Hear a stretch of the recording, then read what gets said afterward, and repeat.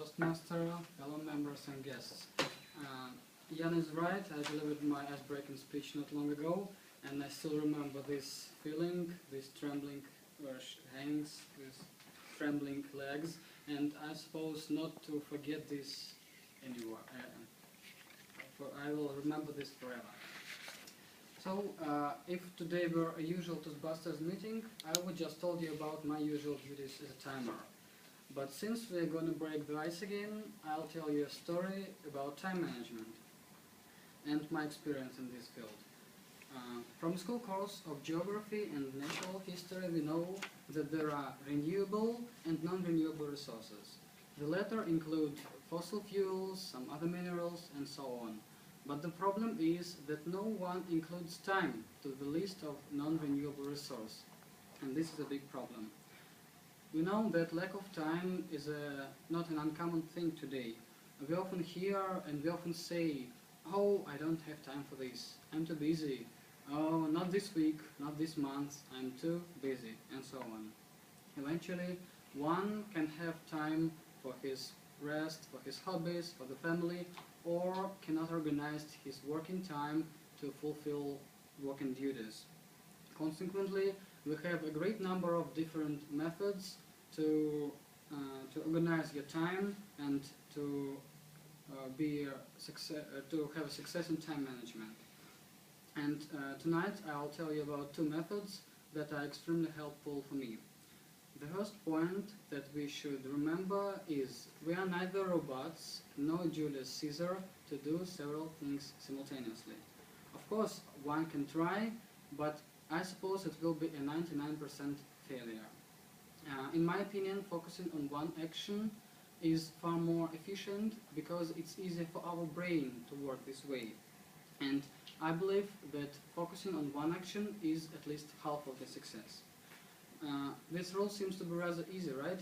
But it cost me lots of failures and even debacles to understand this simple rule and lots of trainings to master it. And now, if I have a slightest bit of temptation to do several things at once, I say to myself, stop. Do you remember what happened when you tried this last time? You remember. But sometimes it may seem that we have so much to do and so little time for it. In order to avoid this bad feeling, I use even more simple rule or method, whatever. It's planning beforehand. It's no matter if you use a simple to-do list or a huge complex planning system, Outlook, mobile application, whatever. The key is to put down everything you need to do on paper, on computer, and something like that. Our memory's reserve is not unlimited. That's why it will be easier for our brain and more efficient for our brain to work without doing a necessary job. And I myself tried a different ways of planning and eventually made a system that fits me perfectly.